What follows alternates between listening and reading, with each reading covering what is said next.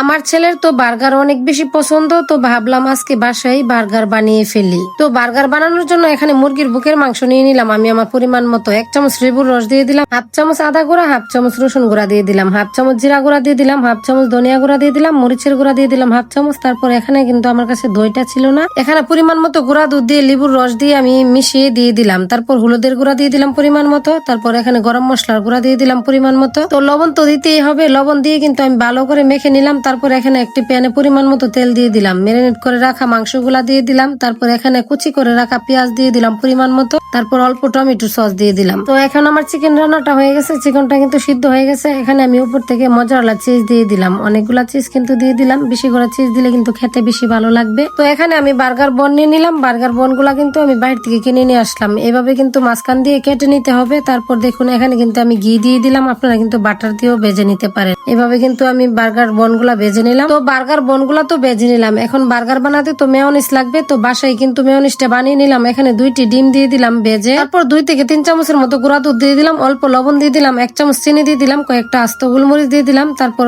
এখানে একটা কাঁচামরিচ দিয়ে দিলাম, লেবুর রস দিয়ে দিলাম, রান্নার তেল দিয়ে দিলাম। তারপর আমি এখানে টমেটো সস দিয়ে দিলাম। সবকিছু একই সাথে দিয়ে ব্লান্ডার করে নিলেই কিন্তু মেয়োনিজ তৈরি হয়ে যাবে। তো এখন তো সবকিছু রেডি করে নিলাম, এখন বার্গার গুলা বানিয়ে নিব। বার্গার বানানোর জন্য কিন্তু এখানে বেশি করে মেয়োনিজ দিয়ে দিব, মেয়োনিজটা বেশি করে দিলে কিন্তু খেতে বেশি ভালো লাগবে। এখানে পরিমাণ মতো মেয়োনিজ দিয়ে দিলাম, তারপর আগে থেকে ভেজে রাখা চিকেন গুলা দিয়ে দিলাম, আবার উপরও মেয়োনিজ দিয়ে দিলাম। আপনারা চাইলে কিন্তু শসা, টমেটো, পেঁয়াজও দিতে পারেন উপরে, আমি কিন্তু আর কিছু দেইনি, এমনি তারা অনেক মজা করে খেয়েছে। তো দেখলেন তো বাসায় অল্প কিছু উপকরণ দিয়ে কি মজাদার বার্গার বানিয়ে ফেললাম। এইভাবে বাসায় বার্গার বানিয়ে দিলে বাচ্চারা আর বাইরে থেকে কিনে এনে খাওয়ার কথা বলবে না। আসলে এই বার্গারটা খেতে অনেক বেশি মজা হয়েছিল, আর দেখতে কেমন হয়েছে কমেন্টে অবশ্যই জানাবেন। আজকের মতো এই পর্যন্তই, আল্লাহ হাফেজ।